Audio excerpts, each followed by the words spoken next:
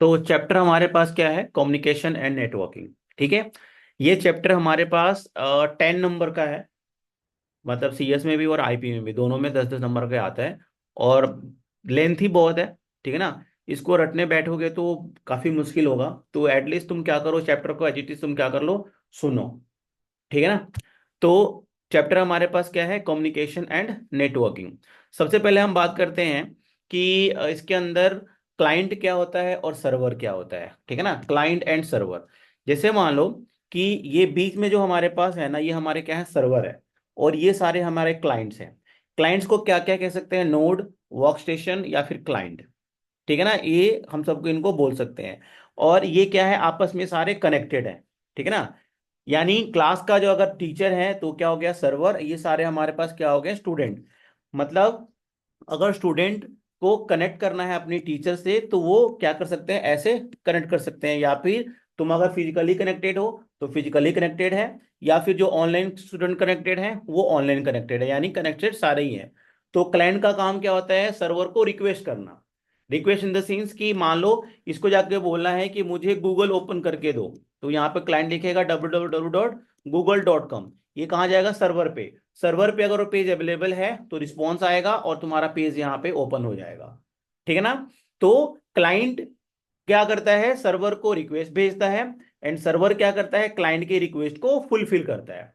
ठीक ना। At the same time जो बहुत सारे क्लाइंट्स आ जाते हैं, बहुत सारे क्लाइंट्स आ जाते हैं, तो तुम्हारा सर्वर क्या हो जाता है? हैंग हो जाता है। जब तुमने देखा होगा 10th का रिजल्ट आता है, 12th का रिजल्ट आता है, तो उस पर्टिकुलर टाइम पे ना सर्वर पे इतने ज्यादा लोड बढ़ जाता है, इतने नंबर ऑफ क्लाइंट्स बढ़ जाते हैं, जिसके कारण तुम्हारा जो सर्वर होता है ना वो क्या होता है? Become a slow. और तुम्हारा कोई भी यहाँ पे चीज ओपन होता ही नहीं है। ठीक है ना। तो इनको क्या बोलते हैं हम? Client server architecture. ठीक है। अब इनका थोड़ा डेफिनेशन देख लेते हैं। सर्वर क्या होता है? तो server is use to fulfill all kinds of request. It is computer software application that carries out some task behalf of the user. यानी पहले से कुछ बने बनाए टास्क होते हैं सर्वर के पास, जो रिक्वेस्ट करता है क्लाइंट उसको वो फुलफिल करते हैं। ठीक है ना। और क्लाइंट का काम क्या हुआ? एनी सिस्टम और device that is connected to a network is called client. अगर हमारा ये सिस्टम नेटवर्क से कनेक्टेड है तो क्लाइंट कहलाएगा। अगर मेरे फोन में कोई नेटवर्क नहीं है तो क्या है? जस्ट लाइक अ डब्बा, नथिंग एल्स, वो क्लाइंट नहीं कहलाएगा। क्लाइंट होने के लिए इसके अंदर नेटवर्क होना क्या है? जरूरी है। ठीक है ना। अच्छा, उसके बाद हम बात करते हैं कि भाई नेटवर्क अब होता क्या है? What is network? तो it is a collection of interconnected computers which is use to share and exchange information. जब बहुत सारे नेटवर्क्स आपस में इंटरकनेक्ट होते हैं, जैसे मान लो एक सर्वर बन गया था ना, ये एक ये कनेक्शन है, ये एक ऐसे ही कनेक्शन यहाँ बन जाए। ठीक है ना, एक सनक कनेक्शन यहाँ बन जाए, फिर एक आर्किटेक्चर यहाँ बन जाए, फिर आर्किटेक्चर यहाँ बन जाए, और सारे आपस में इंटरकनेक्ट हो जाए। यानी ये भी, ये भी, ये भी, यहाँ से भी, यहाँ से भी, ये सारे आपस में इंटरकनेक्ट हो जाए ना, तो सबके इंटरकनेक्शन को हम क्या बोलते हैं? नेटवर्क्स बोलते हैं। ठीक है ना। यानी सारे जब कंप्यूटर्स में large number of computers are interconnected together is called क्या? इनको बोलते हैं हम नेटवर्क्स। ठीक है। अब इनके कुछ प्रॉपर्टीज होते हैं, यानी आता है पेपर में, व्हाट इज द एडवांटेज या what is the properties of networks. तो ये ऑब्जेक्टिव पे क्वेश्चन भी आ सकते हैं, वैसे भी आ सकते हैं। तो पहला हमारे पास कौन सा है? Resource sharing, reliability, cost factor. ठीक है ना। मतलब रिलायबिलिटी मतलब भरोसेमंद है, जिसको तुम भेजोगे उसी के पास आएगा। रिसोर्स शेयर कर सकते हो, सस्ता भी पड़ता है। और कम्युनिकेशन मीडियम, जिसको हम कम्युनिकेशन कर सकते हैं, बातचीत कर सकते हैं, ऑडियो कॉल, वीडियो कॉल वगैरह कर सकते हैं। ठीक है ना। Then access to remote database, हम कहीं से भी डेटा को क्या कर सकते हैं? एक्सेस कर सकते हैं। ठीक है ना, is called access to remote database. जरूरी नहीं है जो तुमने यहाँ पे लिखा है वही याद करो, तुम अपने से कोई भी याद कर सकते हो इसके अंदर से। लेकिन ये पेपर में बहुत ज्यादा आता भी है।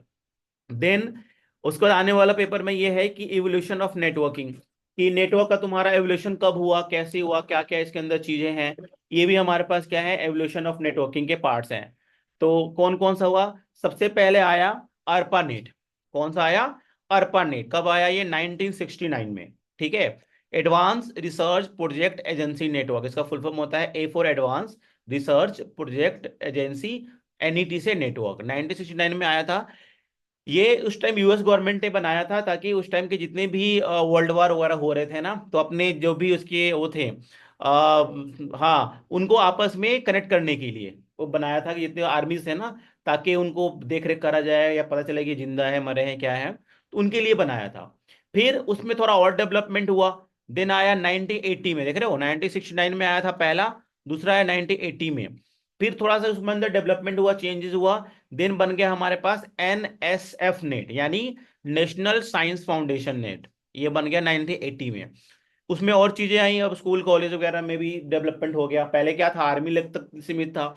Then school college medical science वगैरह में भी यूज होना शुरू हो गया। देन फिर आया 1990 में इंटरनेट, ठीक है ना, और लगभग 10-10 साल के अंतराल में ये सारे आते रहे। तो इंटरनेट जो आया ये, तो world wide web network, computers network in which large number of computers are connected together, और ये पूरे वर्ल्ड वाइड फेमस हो गया। उसके बीच में तो फिर कंप्यूटर्स के डेवलपमेंट शुरू हो गया, इंटरनेट आना शुरू हो गया, तो हर चीज आज हम पूरा का पूरा हम नेट पे ही डिपेंडेंट है ना। अच्छा, उसके बाद हमारे पास पेपर में आता है कि अलग अलग टाइप क्वेश्चंस आते हैं। पहले आएगा लॉजिकल एड्रेस या फिजिकल एड्रेस में क्या डिफरेंस है, आईपी एड्रेस और मैक एड्रेस में क्या डिफरेंस है, ठीक है ना। या फिर तुम्हारे पास आएगा कि ये टेम्परेरी एड्रेस या फिक्स एड्रेस में क्या डिफरेंस है, या फिर ये दे देगा ऐसे और बोलेगा बताओ इनमें डिफरेंस क्या है। ठीक है, तो सबसे पहले हम बात करते हैं कि ये होता क्या है, कौन सा नेट, ये logical address and physical address होते क्या है। देखो, हमारे कंप्यूटर के अंदर दो टाइप के एड्रेस होते हैं। एक होता है हमारा आईपी एड्रेस या सिंपल मोबाइल है, ये हमारा हो गया आईपी एड्रेस भी होता है। और इसके अंदर एक होता है MAC address, MAC, MAC address. जो मैक एड्रेस होता है ना, उसको हम बोलते हैं मीडिया एक्सेस कंट्रोल। क्या बोलते हैं इसको, मीडिया एक्सेस कंट्रोल, इसको बोलते हैं मैक एड्रेस। ये हमारे मोबाइल का, हमारे लैपटॉप का, हमारे नेटवर्क का फिजिकल एड्रेस है, ठीक है ना। इसको हम IMEI नंबर से भी जानते हैं, ठीक है ना, इंटरनेशनल मोबाइल इक्विपमेंट आइडेंटिटी। देखते हो ना, किसी का फोन चोरी हो जाए, गुम हो जाए, तो सबसे पहले पुलिस वाले क्या मांगते हैं तुमसे, ये वाले नंबर मांगते हैं, IMEI नंबर मांगते हैं। यानी ये तुम्हारे फोन का, तुम्हारे डिवाइस का क्या होता है, ये अगर फोन की बात कर रहा हूँ, ये फोन में होता है, बाकी ये नेटवर्क में होता है। ये क्या होता है, यूनिक नंबर होता है।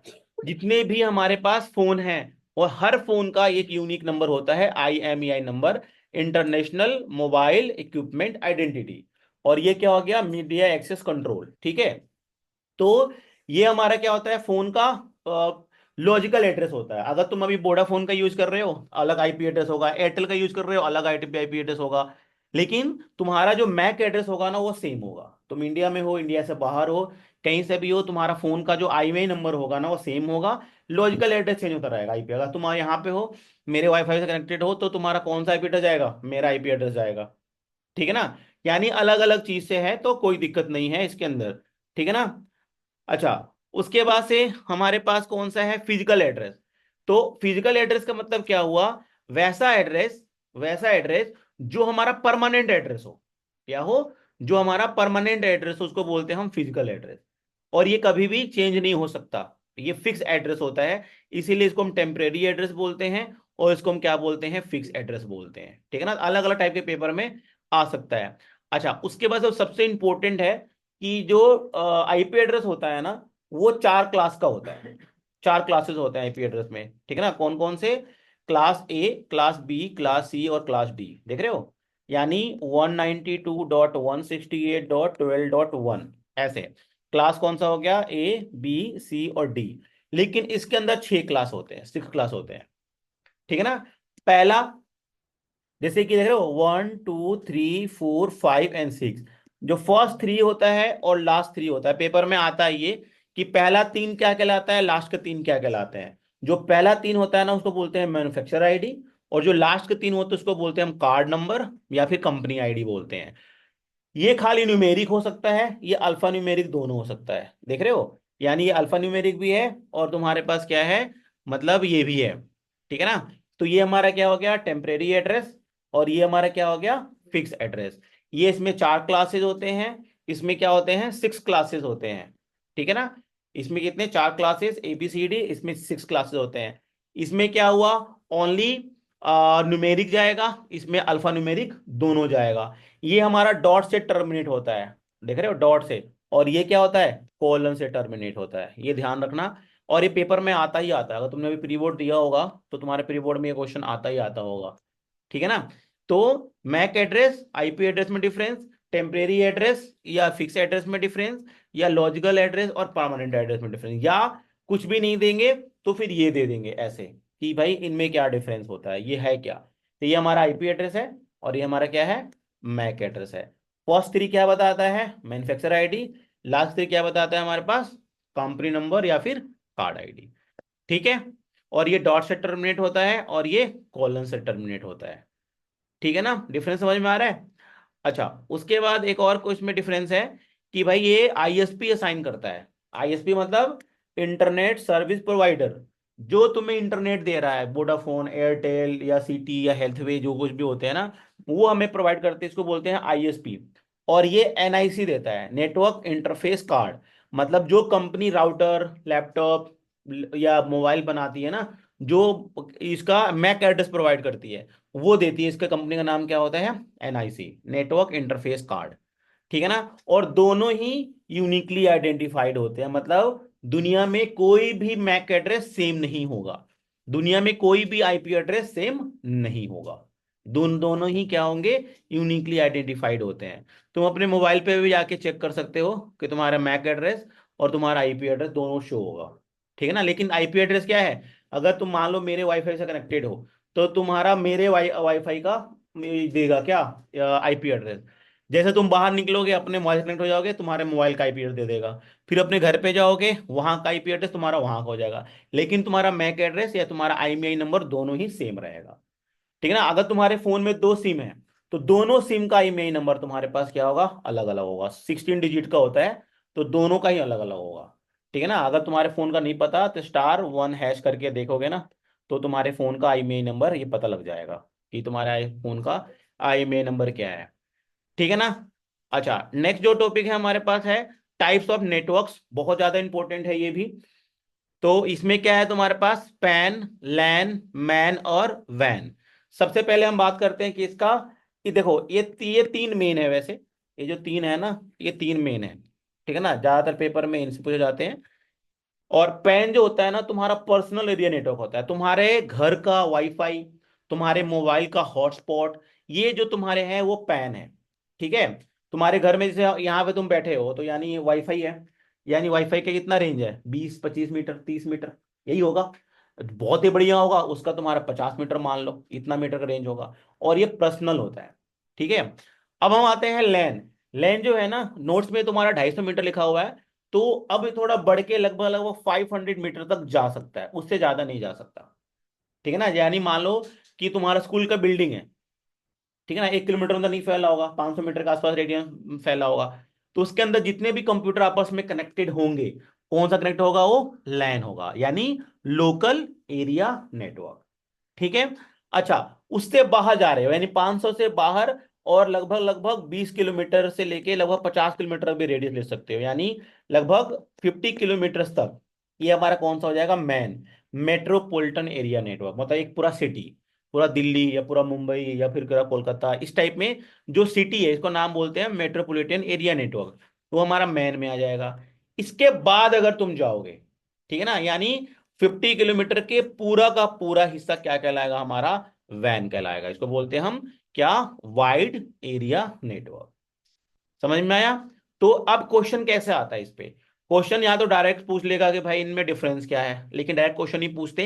क्वेश्चन ऐसे पूछते हैं कि एक कंपनी है, ठीक है ना, वो जिसे मान लो दिल्ली के किसी एक पार्ट में सिचुएटेड है, ठीक है ना, और दूसरी कंपनी है जो कि इससे 20 किलोमीटर के डिस्टेंस पे है। तुम कौन सा टाइप ऑफ नेटवर्क यूज करोगे। तो यानी 20 किलोमीटर का रेडियस में है, लेन कितना होता है, 500 है। और वर्ल्ड में ये पूरा हो गया, इसमें कौन सा हो जाएगा, मैन। तो आंसर तुम्हारा क्या हो जाना चाहिए, मैन। ठीक है। अच्छा, एक क्वेश्चन और हो सकता है कि ये कंपनी है, उसके ग्राउंड फ्लोर पे है, उसके सेकंड फ्लोर पे एक और कंपनी अपना ब्रांच खोलना चाहती है। क्या लगाओगे फिर उसके अंदर, फिर उसके अंदर हम क्या लगा देंगे, लैन लगा देंगे। ठीक है। या फिर एक और आ जाएगा कि कंपनी है, दिल्ली में है, ठीक है ना, और वो मुंबई में दूसरा ब्रांच खोलना चाहती है, तो कौन सा लगा देंगे हम, वैन लगा देंगे। या दिल्ली में है और न्यूयॉर्क में या फिर जापान में या फिर किसी और कंट्री में खोलना चाहती है, तभी में क्या आएगा, वैन ही आएगा। ठीक है। अच्छा, पेन पे कैसे क्वेश्चन आता है कि एक स्टूडेंट है, वो अपने फादर को या अपने कजन को या अपने फ्रेंड को क्या करता है, मोबाइल से डेटा शेयर कर रहा है यूजिंग ब्लूटूथ, यूजिंग हॉटस्पॉट, ठीक है ना, विद इन द रूम। तो उसके इसमें क्या आंसर होगा तुम्हारा, पैन। ठीक है ना, दिख रहे हो, तो ऐसे क्वेश्चन तुम्हारे पेपर में आएंगे। अगर तुम्हारा डिफरेंशिएट आता है कि भाई इनमें डिफरेंशिएट क्या है, तो हम ऐसे कर सकते हैं कि जो हमारा इनका रेंज कितना है, 10 to 20 मीटर है, इसका लगभग 250, इसका 20 से 50 किलोमीटर, ठीक है ना, ये उसका क्या है, पूरा ग्लोब ही है ना। ये स्पीड क्या है, बहुत फास्ट है, इसका भी स्पीड बहुत फास्ट है, ठीक है ना, लेकिन इसका स्लो और इसका स्लो क्यों, क्योंकि इसमें एरिया कम है, एरिया कम होने के कारण स्पीड ज्यादा हो सकती है, ठीक है ना। तो ये सारे इसके क्या है, एडवांटेज हैं कह सकते हो। इसका एग्जांपल देख लो, कौन सा कहाँ कहाँ यूज कर सकते हो, बताया ना, ब्लूटूथ, वाईफाई, हॉटस्पॉट, ठीक है ना, जो शेयरिट पहले यूज हुआ था। होम, ऑफिस, स्कूल, कॉलेज, ये हो सकते हैं विद इन द सिटी, ये all over the world. Owner की बात करें तो इसके सिंगल ऑनर होते हैं, तुम अपने वाईफाई के सिंगल ऑनर हो ना, ठीक है ना। अच्छा, लैन में क्या हो सकता है, सिंगल ऑनर या ऑर्गेनाइजेशन हो सकती है, स्कूल का मालिक हो सकता है। और इसमें तो मैन में तो मल्टीपल यूजर्स होंगे, और इसमें भी मल्टीपल ओनर्स होंगे, इस वाले केस में भी, इसमें मैन में, ठीक है ना। तो पेपर में अगर आए तो तुम ऐसे लिख सकते हो। अगर क्वेश्चन में जो बताया कि अलग अलग कंपनीज की रिक्वायरमेंट्स क्या है, तो लैन, मैन और वैन क्वेश्चन ऐसे तुम्हारे पेपर में आते ही आते हैं, ठीक है ना। अच्छा, उसके बाद हम बात करते हैं, एक और क्वेश्चन आता है कि इंटरनेट और इंट्रानेट में क्या डिफरेंस है। देखो, जो ट्रा होगा ना, ट्रा, वो छोटे एरिया में कब कवर करता है, और इंटरनेट तो बड़े एरिया में, इंटरनेट तो जानते ही हो। जैसे मान लो कि मैंने इस एक रूम के अंदर 15-20 कंप्यूटर लगा दिया, ठीक है, सबको मैंने क्या दे दिया, कनेक्शन दे दिया, लेकिन वो दूसरे रूम का बंदा इससे कनेक्ट नहीं कर सकता, तो उसको हम क्या बोलेंगे, हम उसको बोलेंगे हम इंट्रानेट। इंटरनेट में वो ग्लोबली कहीं भी कनेक्ट कर सकता है, जैसे हम लोग अपने फोन पे कहीं कनेक्ट कर सकते हैं ना, तो इंटरनेट हुआ। यानी it has the multiple system which are connected each other, और इसमें क्या है, multiple system globally connected to each other. ये स्मॉल एरिया कवर करता है, ये लार्ज एरिया कवर करता है, ठीक है ना। It send data through the IP address, इसमें जो कम्युनिकेशन होगा ना, आईपी एड्रेस के थ्रू होगा। यानी तुम्हें अगर यहाँ पे 10 कंप्यूटर है ना, तो 10 कंप्यूटर तुम्हें आईपी एड्रेस पता होना चाहिए, तभी तुम डेटा शेयर कर सकते हो। लेकिन इसमें होता है टीसीपी आईपी के थ्रू, पेपर में आता है ये। अभी किसी प्री बोर्ड में भी क्वेश्चन आया हुआ था कि इंटरनेट के अंदर कम्युनिकेशन कैसे होता है, तो उसमें होता है TCP IP, transmission control protocol, और इंटरनेट प्रोटोकॉल, इसके थ्रू हमारा कम्युनिकेशन होता है, ठीक है ना। इसमें सिंगल ऑनर्स होते हैं, इसमें मल्टीपल ऑनर होते हैं। ये स्मॉल एरिया या होम वगैरह में हम यूज कर सकते हैं। तुम्हारे स्कूल के जितने लैब होते हैं ना, सारे लैब में इंटरनेट लगा होता है। अगर 20 कंप्यूटर कनेक्टेड है ना, सब में ही इंटरनेट लगा होता है, ठीक है ना। एक कंप्यूटर एक ऐसा होता है जिसमें तुम्हारी मैम यूज करती हैं या कोई हो, उसमें इंटरनेट होता है, बाकी सब में इंटरनेट होता है, ठीक है ना। It is used in all the over the world, और ये पूरे ऑल ओवर द वर्ल्ड क्या होता है, कनेक्टेड ये होता है ये, ठीक है। अच्छा, उसके बाद एक टॉपिक इसमें आता है स्विचिंग टेक्निक्स, ठीक है ना। ये ज्यादातर सीएस वाले बच्चों के पेपर में आता है, आईपी वाले में भी आता है लेकिन कम आता है, सीएस वाले बच्चों में ज्यादा आता है। तो स्विचिंग टेक्निक होता है क्या है, it is use to send data, ठीक है ना, information across the network is called the switching techniques. मतलब जब डेटा क्लाइंट से सर्वर के पास पहुंचता है, ठीक है ना। जैसे मान लो कि ये क्लाइंट है, ठीक है ना, मान लो कि ये क्लाइंट है, और ये तुम्हारा दूसरा क्लाइंट है, बीच में तुम्हारे पास सर्वर है। एक सिंपल व्हाट्सएप का एग्जांपल लेता हूँ। तुमने किसी को लिखा, इस वाले बंदे को लिखा, ये ए है, ये बी है, तुमने इसको लिखा हेलो, ठीक है। अगर तुम्हारा मैसेज सर्वर के पास पहुंच गया, ये तुम्हारा सर्वर है, तो एक सिंगल टिक आता है, आता है ना। यानी तुमने जो कुछ भेजना था सर्वर के पास भेज दिया, सर्वर के पास पहुंच गया। अब ये बी बंदा है, अगर मान लो ये नेटवर्क में नहीं है, तो तुम्हारा सिंगल टिक ही नजर आता है, आता है ना। जैसे इसको रिसीव हो गया, देन डबल टिक आ जाता है। इसका मतलब क्या हुआ है कि दूसरे वाले क्लाइंट के पास तुम्हारा डेटा पहुंच चुका है, ठीक है ना। अच्छा, अगर ये मान लो कि इसने बंदे ने रीड नहीं किया, तो नॉर्मल आता है। अगर रीड कर लिया तो क्या आता है, ब्लू, उसको बोल दो नहीं है, ठीक है ना। तो इसमें क्या आ जाता है तुम्हारा, ब्लू। मतलब ये क्या है, पूरा सर्किट बन रहा है ना ये, तो इसको क्या बोलते हैं, हम स्विचिंग बोलते हैं। स्विचिंग मतलब कि जब एक इंफॉर्मेशन, बोलूंगा उसको, नहीं है, नहीं है, जब एक इंफॉर्मेशन दूसरे तक पहुंचता है विद इन द सर्किट, इसको बोलते हैं हम सर्किट स्विचिंग या स्विचिंग टेक्निक बोलते हैं, ठीक है। इसमें डेटा, हम कुछ भी कम्युनिकेशन करते हैं ना, अगर किसी से बात करते हैं, किसी पे मैसेज करते हैं, किसी को सर्व करते हैं नेटवर्क, वो सारा का सर्वर के पास रिकॉर्ड होता है, एवरीथिंग। ठीक है ना। अब अभी नहीं, काफी पुराना टाइम पे भी जितने भी इंफॉर्मेशन होता है ना, सारा सर्वर पे ये रहता है ये। ठीक है ना, जिसको हम कुकीज बोलते हैं। तो ये इसको हम क्या बोलते हैं, कुकीज। अब इन्हीं में टाइप्स होते हैं, तीन टाइप्स के हमारे पास स्विचिंग टेक्निक्स होता है। एक होता है सर्किट स्विचिंग, मैसेज स्विचिंग और पैकेट स्विचिंग। नहीं है, नहीं है। हाँ। ठीक है ना। तो इसको क्या बोलते हैं हम, सर्किट स्विचिंग, मैसेज स्विचिंग और पैकेट स्विचिंग। देखो जरा, सर्किट स्विचिंग में क्या होता है कि इन पे कोई फिजिकल पाथ बना होता है, जैसे मैंने फिजिकल पाथ बनाया था ना, ये इसको बनाया था मैंने फिजिकल पाथ, ये फिजिकल पाथ होता है। जिनके अंदर फिजिकल पाथ होता है उनको क्या बोलते हैं हम, सर्किट स्विचिंग। ठीक है ना। आप पेपर में अगर तुम्हें आता है तो तुम्हें ऐसे ही बना के आना है जैसे मैंने बनाया था। इन दी टेक्निक्स, ठीक है ना, data receive have the physical path, जो मैंने वायर लगाया था ना, वो फिजिकल पाथ होता है इसके अंदर। And the main advantage of the technique is guaranteed delivery of this message. और जो हमारा इसके अंदर मैसेज की गारंटेड काफी डिलीवरी होती है, मतलब यही सबसे अच्छा माना जाता है। हम अपने घरों में वाईफाई लगाते हैं ना, वायर्ड वाला, क्यों लगाते हैं, क्योंकि वो बिल्कुल गारंटेड होता है। आज से बहुत साल पहले ना तुमसे वो चला था डोंगल वाला, डोंगल लगाओ और इंटरनेट लगाओ, लेकिन वो सक्सेसफुल नहीं हुआ, क्योंकि उसके अंदर फ्लक्चुएशन बहुत ज्यादा होता था। कभी नेट आ रहा है, कभी नेट नहीं आ रहा है ना, तो वो बेकार था। इसीलिए उसको हम ज्यादा यूज किए नहीं, फिर से हमने वाईफाई पे आ गए, वायर्ड वाले पे। दूसरा हमारे पास है मैसेज स्विचिंग। मैसेज स्विचिंग में नो फिजिकल पाथ, इसके अंदर कोई फिजिकल पाथ का कोई कंडीशन नहीं होता। ठीक है ना। और जो पैकेट स्विचिंग होता है, इसमें डेटा ट्रांसफर होता है, दोनों हो सकता है, फिजिकल पाथ से भी और नॉन फिजिकल पाथ से होता है, लेकिन ये भी अच्छा नहीं होता है। इन तीनों में सबसे बढ़िया कौन सा होता है, सर्किट स्विचिंग। डेटा की जो हमारे पास गारंटी डिलीवरी होती है, ठीक है ना, तो इसको क्या बोलते हैं हम, सर्किट स्विचिंग। क्लियर है। पेपर में साइंस वाले बच्चों को ज्यादा आता है, ये सीएस वाले बच्चों को। अच्छा, उसके बाद हम आते हैं कम्युनिकेशन पे, कि भाई अब हमारा वायर्ड का कम्युनिकेशन क्या है, बहुत इंपॉर्टेंट है ये। दो टाइप के हमारे पास कम्युनिकेशन होता है, इसको बोलते हैं गाइडेड मीडिया, और इसको क्या बोलते हैं, अनगाइडेड मीडिया। इसको बोलते हैं वायर्ड, इसको बोलते हैं वायरलेस। ठीक है ना। अब वायर्ड में हमारे पास तीन टाइप के वायर होते हैं। पहला ट्विस्टेड पेयर, दूसरा कोएक्सियल, और तीसरा ऑप्टिकल फाइबर। ठीक है ना। कौन कौन सा, ट्विस्टेड पेयर, कोएक्सियल और ट्विस्ट ऑप्टिकल फाइबर।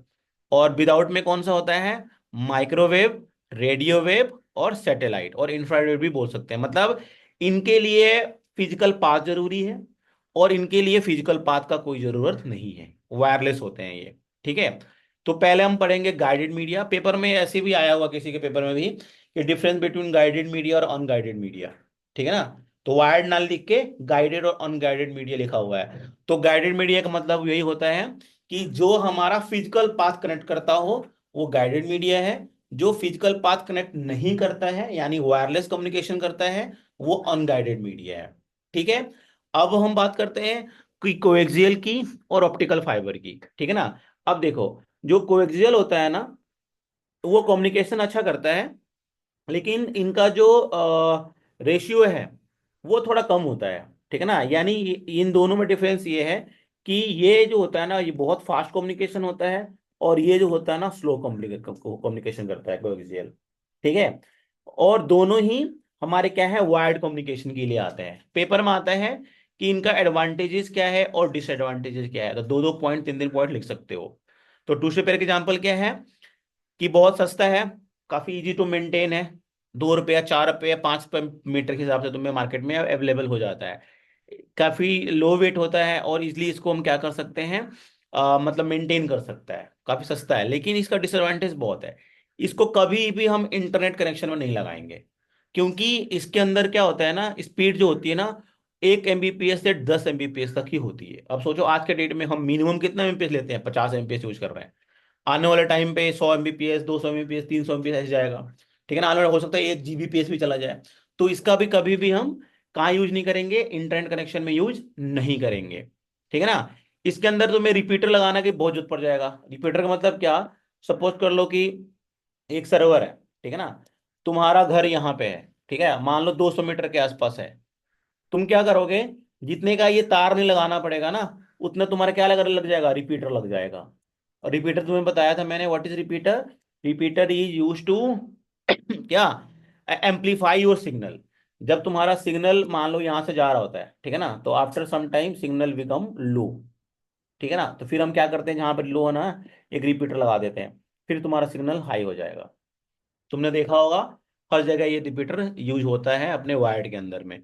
तो ये रिपीटर इतना लग जाएगा ना, तो ये बहुत महंगा पड़ जाएगा, तो इसीलिए हम इसको यूज नहीं करेंगे। ठीक है ना, हमारे पास दो जो है, कोएक्सियल और ऑप्टिकल फाइबर में से ही कोई यूज करना है, बाकी इनको हमें यूज नहीं करना है।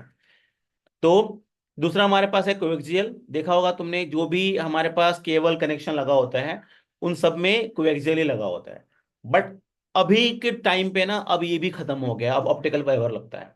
अब हमारे घरों में जितने भी इंटरनेट कनेक्शन लगते हैं वो, और या फिर तुम्हारे पास वाईफाई कनेक्शन हो या टीवी कनेक्शन हो, सब में अब क्या लगता है, ऑप्टिकल फाइबर लगता है। तो एक ये हमारे पास वायर्ड है, इसके एडवांटेज क्या है कि ये थोड़ा सा फास्ट है। स्पीड इसकी 400 Mbps है, उसकी इतनी थी 10 Mbps, 400 Mbps की स्पीड है। और ये काफ़ी ज़्यादा एज कम्पेयर टू उससे थोड़ा महंगा भी है। और जितने भी आज के डेट में टेबल कनेक्शन वगैरह यूज होते थे आज उस टाइम तक, ये क्या होते थे, ये वाले यूज होते थे, ठीक है ना। बट ये स्लो कम्युनिकेशन करता है, और उतना ज़्यादा अच्छा नहीं होता as compare to optical fibre. इसमें दो टाइप्स के होते हैं, एक होता है थिक नेट, एक होता है थिन नेट। तुमने देखा होगा कि एक पतली सी वायर आती है, एक मोटी सी वायर आती है, ठीक है ना, जो इंटरनेट कनेक्शन लगाते हैं। अगर तुम्हारा सर्वर के पास है, तुम्हारा घर अगर दूर है, तो लगाते हैं थिक नेट, जिसकी रिपीट लगाने की जरूरत कितनी पड़ेगी, 500 मीटर के बाद। और अगर तुम्हारा घर पास में है, तो क्या लगा देते हैं, ये थिन नेट, जिनकी तुम्हारे पास कितनी होती है स्पीड, लगभग 185 मीटर के बाद तुम्हें रिपीट लगाना पड़ेगा। रिपीटर तो सब में लगाना पड़ेगा, लेकिन कितने मीटर के बाद लगाना पड़ेगा वो डिपेंड करता है तुम्हारे पास थिक नेट और थिन नेट में। तो फेंकने थीनने पेपर में आ जाता है, बट हमें मेन कोएक्सियल से ध्यान रखना है। अच्छा, उसके बाद से जो तुम्हारे पास ये आता है ऑप्टिकल फाइबर। ऑप्टिकल फाइबर का मतलब ये है कि वैसा कम्युनिकेशन जो बहुत फास्ट कम्युनिकेशन हो, और ये ग्लास के से शीशे की तरफ से ना डेटा ट्रांसफर होता है, तो ये बहुत ही फास्ट कम्युनिकेशन होता है। इसका जो स्पीड होती है ना, लगभग जीबीपीएस में होती है, ठीक है ना। यहाँ पे होगा इसके अंदर 10 जीबीपीएस के आसपास भी हो सकती है, आने वाले टाइम में तो बहुत ज्यादा जीबीपीएस, यानी सोचो कितना है, कि अप टू 4 जीबीपीएस। यानी हम, अगर तुम्हें इंटरनेट 1 जीबीपीएस लगाना हो, 400 500 Mbps लगाना हो, तब भी हम इसको यूज कर सकते हैं। थोड़ा है ये महंगा है बाकी कंपैरिजन में, ठीक है ना। और ये काफी हाई सिक्योरिटी देता है, data transmission speed high, provide better noise immunity, bandwidth up to 10 Gbps। और जितने भी सैटेलाइट बैंडविड्थ या टीवी कम्युनिकेशन जहां पे भी तुम्हारे पास यूज होता है ना, वो सब यही यूज होता है। और आने वाले टाइम में जितने भी हमारे पास इंटरनेट कनेक्शन प्रोवाइड होते हैं हमारे घरों में, अभी भी शुरू हो गए हैं, वो सारा क्या हो जाएगा, इससे ही हो जाएगा। अब पेपर में तुम्हारे कैसे क्वेश्चन आ सकते हैं, पहला क्वेश्चन आ सकता है, दोनों में डिफरेंस बता दो, ठीक है ना, क्या है, एडवांटेज बता दो, डिसएडवांटेज बता दो दोनों का। या एक क्वेश्चन आता है कि एक कंपनी है, ठीक है ना, किस स्टेज में क्वेश्चन आता है ये, एक कंपनी है, ठीक है ना, एक दिल्ली में है और दूसरा जो है मान लो गुरुग्राम में है, ठीक है ना, उनके बीच का कम्युनिकेशन है। तो बहुत ही फास्ट कम्युनिकेशन चाहिए, कंपनी पैसे से कंप्रोमाइज नहीं करेगी, स्पीड से कंप्रोमाइज नहीं करेगी। तो तुम कौन सा कम्युनिकेशन वर्ड यूज करोगे, तो ऑप्टिकल फाइबर, ठीक है ना, क्योंकि ये फास्ट कम्युनिकेशन के लिए काफी ज्यादा अच्छा होता है। अच्छा, दूसरा चीज ये कि अगर कंपनी बोलती है कि स्पीड से कंप्रोमाइज कर सकती है कंपनी, सस्ता चाहिए उसको, तो उस केस में क्या लगा दोगे तुम, यहाँ पे कोएक्सियल लगा दोगे। लेकिन इनका जो रेंज है ना, वो 100 किलोमीटर के रेडियस में होना चाहिए। यही नहीं कि तुम 500 किलोमीटर तक तुमने ऑप्टिकल फाइबर बिछा दिया, तो बहुत महंगा पड़ जाएगा कंपनी को, ठीक है ना। 100 किलोमीटर तक अगर तुम्हारा रेडियस है, तो तुम कोएक्सियल या फिर ऑप्टिकल बिछा सकते हो। कंपनी को फास्ट कम्युनिकेशन चाहिए, ऑप्टिकल बिछा दो। कंपनी को स्पीड कंप्रोमाइज कर सकती है, उस केस में कोएक्सियल बिछा दो। लेकिन दोनों ही बिछाना कंपलसरी है 100 किलोमीटर के अंदर अंदर। अब उसके बाहर जाते हो, मतलब अब तुम्हें 400 500 किलोमीटर तक जाना हो, ठीक है ना, तब हम कहाँ पे आ गए, अब हम जाएंगे इस वाले पे, किस पे, हाँ, अनगाइडेड मीडिया पे, ठीक है ना। तो अनगाइडेड मीडिया में हमारे पास कौन से तीन होते हैं basically, microwave, radio wave, satellite. Microwave का जो रेडियस होता है ना, वो होता है हमारे पास 100 किलोमीटर। रेडियो वेव का हमारे पास होता है 16 किलोमीटर। और सैटेलाइट को क्या होता है, पूरा ग्लोब। पूरा ग्लोब मतलब पूरा अर्थ, कहीं पे भी कर सकते हो उसको। ठीक है। अब इन तीनों में होता क्या है, और इंफ्रारेड जो होता है ना, वो हमारे मोबाइल का जो रिमोट होता है ना घरों में, वो रिमोट वगैरह में हम यूज करते हैं इसको। ठीक है ना, इसको हम पॉइंट टू पॉइंट प्रोटोकॉल पे काम करता है ये, ईआईपी पे काम करता है ये। तो माइक्रोवेव का मतलब क्या हुआ, अब इसका काम देखो। जैसे मान लो तुम्हारा हिली एरिया में घर है, ठीक है ना, या फिर तुम्हें हिली एरिया में क्या करना है कि हमें ऐसी जगह पे ट्रांसफर करना है डेटा जहाँ पे पहाड़ है बहुत ज्यादा, बहुत मुश्किल है भेजना। तो हम वहां पे तो वायर्ड लगा नहीं सकते, क्योंकि आए दिन वहां पे लैंडस्लाइडिंग होती रहती है, पेड़ पौधे गिरते रहते हैं, तो तार टूट जाएगा। तो उस केस में हम क्या करेंगे, हम वायरलेस पे जाएंगे। ठीक है ना, जैसे हमारा मोबाइल भी वायरलेस पे काम करता है। तो माइक्रोवेव जो होता है ना, अगर एक बार तुमने माइक्रोवेव यहाँ पे लगा दिया, ठीक है ना, तो वो 100 किलोमीटर के रेडियस पे, 100 किलोमीटर रेडियस पे तुम्हें आराम से कम्युनिकेशन कर लेगा वो। तुम्हें आगे डेटा वायर से बिछाने की जरूरत नहीं है, 100 किलोमीटर तक आराम से डेटा ट्रांसफर हो जाएगा। ठीक है। लेकिन इसमें दिक्कत क्या होता है, इसमें दिक्कत होता है कि मान लो कि ये तुम्हारा होता है ट्रांसमीटर, ठीक है ना, ये हो गया तुम्हारा रिसीवर, और ये हो गया तुम्हारा क्लाउड, मतलब मीडियम में सारा डेटा था तुम्हारा ट्रांसफर यहाँ होता है। जैसे ही आंधी तूफान आया, बारिश आई, तो तुम्हारा ये प्रोपगेट हो जा गया, इधर चला गया। तो जो सिग्नल एक्चुअल में मिलना चाहिए ना इसको, वो मिल नहीं पाती। जिस कारण अगर तुम्हारा टीवी जो होता है ना, देखते हो लिखा जाता है बारिश मौसम में कैन नॉट गेट सिग्नल, अगर तुम ऐसा कोई यूज करते हो तो ये किसमें दिक्कत है, ये माइक्रोवेव में दिक्कत है। टीवी टावर देखा है ना यहाँ पे पीतमपुरा वाला, तो ये टीवी टावर इसी का ही है, माइक्रोवेव का ही है। तो जैसे ही हम अपने घरों में जो सेट टॉप बॉक्स लगाते हैं ना, तो वो इसी से कनेक्ट होता है। तो जैसे ही मौसम खराब हो, तुरंत लिखा जाता है नो सिग्नल, क्योंकि ये जो सिग्नल्स है ना, वो प्रोपगेट हो जाते हैं यहाँ वहाँ, तो इसको ये ट्रांसमिट रिसीवर को ना कैच करने में प्रॉब्लम हो जाती है। लेकिन यही जो हमारा दूसरा है, रेडियो वेव, इसमें कोई प्रॉब्लम नहीं होता, क्योंकि ये डायरेक्ट ट्रांसमीटर और रिसीवर पे काम करता है। ठीक है ना, मोबाइल टावर्स लगे होते हैं इसके अंदर, देखते हो हर जगह मोबाइल टावर्स लगे होते हैं ऐसे ऐसे, पूरे दिल्ली पूरे इंडिया में मोबाइल टावर्स लगे हुए हैं। जहां पे नेटवर्क नहीं आता, यानी समझ लो वहां पे मोबाइल टावर्स में कोई प्रॉब्लम है। देखते हो ना तुम्हारे घरों में, हो सकता है एयरटेल का ना आए, जियो का आए, जियो का ना आए, एयरटेल का आए, वोडाफोन का आए। तो जिनके नेटवर्क ज्यादा होते हैं वो ज्यादा अच्छे से काम करता है, जिनके कम होते हैं और थोड़ा बेकार काम करता है। तो इनका जो रेडियस होता है ना, वो 16 किलोमीटर का ही होता है। मतलब एक बार तुम ये लगाओगे तो 16 किलोमीटर, फिर यहाँ लगाओगे 16 किलोमीटर, फिर यहाँ लगाओगे, इनके बीच में इनका घर होता है ना ये वाला, वो थोड़ा नेटवर्क कम हो जाता है, वहां पे जाता ही नहीं सिग्नल ये। ठीक है। अच्छा, उसके बाद आता है हमारे पास सैटेलाइट। सैटेलाइट बहुत ही महंगा है, ठीक है ना, इसको हमें इंस्टॉल कर लॉन्च करना पड़ता है, कहाँ पे, स्पेस पे। तो ये सबकी बस की बात नहीं होती, ये हम कंपनी लगा भी सकते हैं, ये नहीं लगा सकते हैं। ठीक है। अब इन पे क्वेश्चन कैसे आता है, क्वेश्चन का आता है कि मान लो कि हमारे पास एक कंपनी है, ठीक है, दिल्ली में है। कंपनी कहाँ है, दिल्ली में है। दूसरा हमारे पास कहाँ है, गुड़गांव में है। गुड़गांव में तो नहीं, तो वायर तो हो जाएगा, शिमला में मान लेते हैं। ठीक है ना, शिमला में दूसरी कंपनी खोलना चाहता है। तो which type of communication media they can use. Delhi से शिमला लगभग 400 किलोमीटर के आसपास होगा। ठीक है ना। अब देखो, अगर हमारा 500 किलोमीटर के अंदर अंदर है, 500 किलोमीटर अंदर अंदर है, फिर तुम इन दोनों में से कोई चीज लगा सकते हो।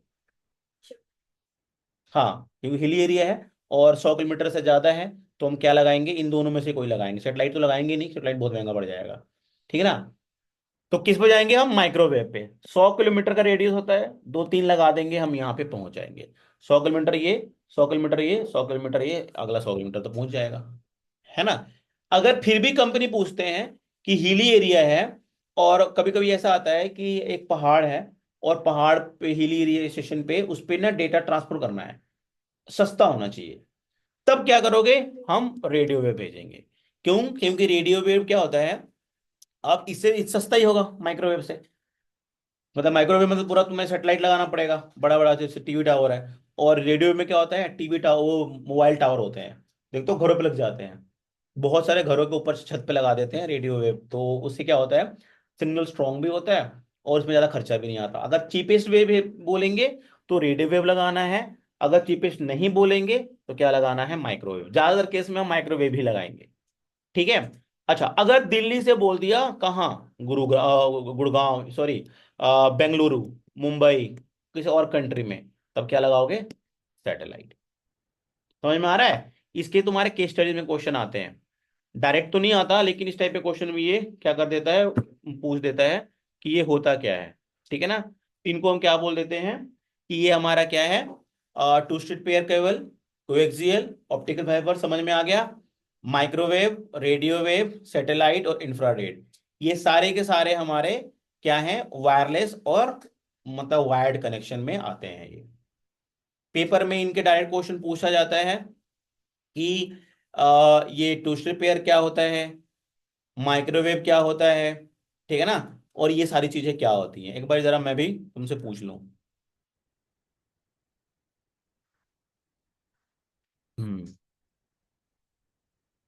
अच्छा, जो नेक्स्ट टॉपिक है हमारे पास है वो है टोपोलॉजी। ठीक है ना? What is topology?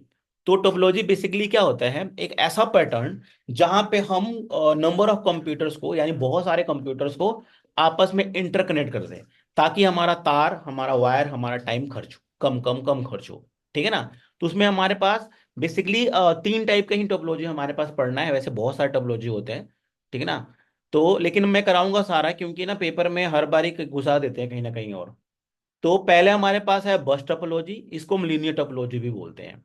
सपोज करो एक घर है, ठीक है ना, एक बड़ा सा घर है, इसके अंदर क्या है, हमें सब में वायर देना है, कनेक्शन सबको कंप्यूटर लगाना है, और वो कंप्यूटर मान लो 50 कंप्यूटर हमारे पास है। ठीक है? और है, तो ये हमारा क्या हो गया, सर्वर। और यहां से हम तार ले जाते हैं। ठीक है? और या लो किसी घर यहाँ है तो इसको हमने कनेक्शन दे दिया, किसी का कंप्यूटर यहाँ लगना है, किसी का यहाँ लगना है, किसी का यहाँ लगना है, हमने यहाँ दे दिया, किसी का यहाँ लगना है। अच्छा, किसी का घर बहुत दूर है यहाँ पे, तो हम क्या करेंगे, ये वायर जो है ना, इसको तार खींच के यहाँ ले जाएंगे और यहाँ दे देंगे। ठीक है? किसी का यहाँ पे है, या तो यहाँ से दे दो, या फिर यहाँ पास पड़ रहा है इधर दे दो। मतलब कि ये टोपोलॉजी एक ऐसा टोपोलॉजी है जो सबसे ज्यादा यूज होने वाली टोपोलॉजी है पूरे वर्ल्ड में। सबसे ज्यादा जो, अगर हम इसी के थ्रू हमारे घर में इंटरनेट आता है। क्योंकि सोचो, अगर ये नहीं होता, ये टोपोलॉजी नहीं होता, इसको यहां से तुम्हें देना पड़ता, इसको यहाँ पे सर्वर की तरफ से कर रहे हो, किसी घर यहाँ है, किसी घर यहाँ है, किसी घर यहाँ है, हर घर के लिए अलग अलग, तो बहुत एक्सपेंसिव हो जाता। तो इसमें हम क्या करते हैं कि एक ही नेटवर्क, एक वायर काफी सा ले जाते हैं, जिसको जहां जरूरत हो हम उसको यहाँ पे कनेक्शन दे देते हैं। इसको हम लीनियर टोपोलॉजी भी बोलते हैं, क्योंकि टोपोलॉजी ये क्या है, लीनियर बेस पे है। हाँ, बाई चांस अगर तुम्हारा ये कट गया, क्या होगा, आगे के सारे नेटवर्क ठप हो जाएंगे। ये हमारा सर्वर है, हमें भी नहीं पता कि हमारे घर में जो इंटरनेट आ रहा है ना, उसका मेन सर्वर कहाँ है। ये हम सारे क्लाइंट्स हैं, और हमारे घर में कनेक्शन ये आ रहा है। ठीक है ना? तो ये क्या हुआ कि एक ही नेटवर्क से, एक ही वायर्ड से जब मल्टीपल यूजर आपस में कनेक्ट हो जाते हैं, उनको हम क्या बोलते हैं, बस टोपोलॉजी बोलते हैं, या फिर लीनियर टोपोलॉजी बोलते हैं। ठीक है ना? एडवांटेज देखो इसका क्या है, easy to connect and installed, ज्यादा इसके अंदर मुश्किल नहीं होता। Involve low cost of installation time, क्योंकि एक ही वायर ले जाना है, ठीक है ना, और उसको लेते जाओ और आराम से करते, ये होता है टर्मिनेटर, जब हमारा सिग्नल लॉस ना हो। कैन बी इजिली एक्सटेंडेड, सबसे अच्छी इसकी बात यही है कि एक्सटेंड कर सकते हैं। ठीक है ना? इसको हम 10 10 15 15 20 20 किलोमीटर तक एक्सटेंड कर सकते हैं, लेकिन क्या लगाना पड़ेगा तुम्हें, रिपीटर। रिपीटर लगाते जाओ, इसको एक्सटेंड करते चले जाओ। ठीक है ना?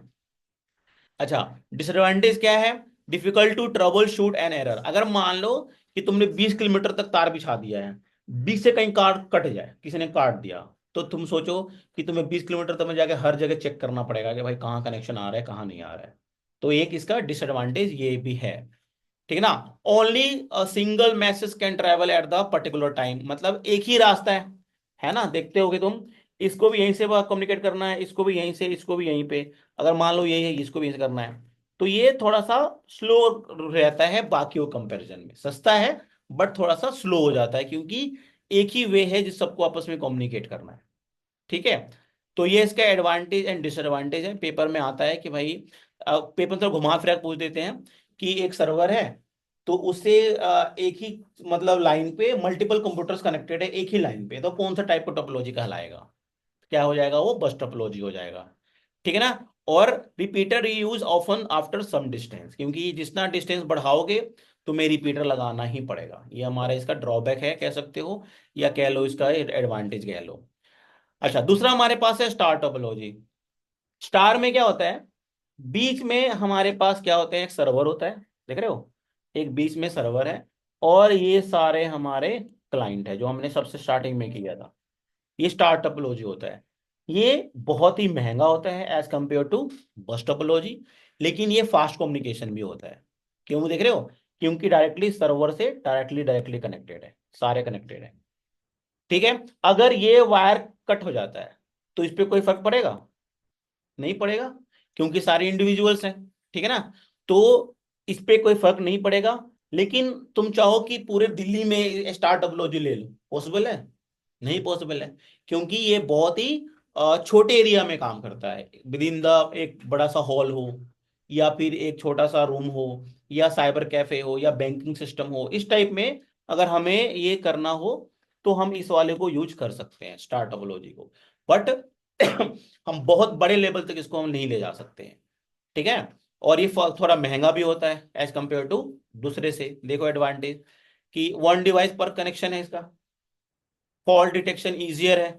ठीक है ना, in case of work station या node is affected, network is not affected. अगर कोई डिस्कनेक्ट हो जाता है तो नेटवर्क में कोई प्रॉब्लम नहीं होती। और सिंपल एक्सेस प्रोटोकॉल है इसके अंदर, मतलब इसका जो इंस्टॉलेशन काफी इजी है। ठीक है ना, एज कंपेयर टू दूसरे वाले से। ठीक है, अच्छा, इसमें देखो कि डिफिकल्ट टू एक्सपेंड, हम इसको बहुत ज्यादा बढ़ा नहीं सकते। ठीक है ना, लॉन्गर केबल इज रिक्वायर्ड, बहुत ज्यादा वायर भी लगने वाला है इसके अंदर। ठीक है ना, बहुत ज्यादा एक्सपेंसिव है, महंगा भी पड़ेगा ये। एंड सेंट्रल नोड डिपेंडेंसी, अगर तुम्हारा यही खराब हो गया तो सारे ही बंद हो जाएंगे। वैसे तो हर सर्वर में है कि तो तुम्हारा जो सर्वर है ना कभी भी बंद नहीं होना चाहिए। अगर सर्वर बंद हो गया तो उस पर जितने भी सारे क्लाइंट्स हैं ना वो सब ठप हो जाएंगे, किसी में नेटवर्क नहीं मिलेगा। ठीक है ना, नेक्स्ट हमारे पास है रिंग टोपोलॉजी। रिंग में क्या होता है कि एक बीच में कोई सर्वर हो सकता है, ठीक है, और ये सारे आपस में इनसे कनेक्टेड है। यानी ये इधर से कनेक्टेड भी है और इधर से भी कनेक्टेड है, सेम एज इट इज, इधर से भी कनेक्टेड है और इधर से भी। ठीक है ना, अब क्या हुआ कि मान लो ये वाला नोड ही खराब हो गया, मतलब ये कंप्यूटर ही खराब हो गया, तो आगे के जितने हैं ना ये सब बंद हो जाएंगे। ठीक है, तो रिंग टोपोलॉजी एक ऐसा टोपोलॉजी है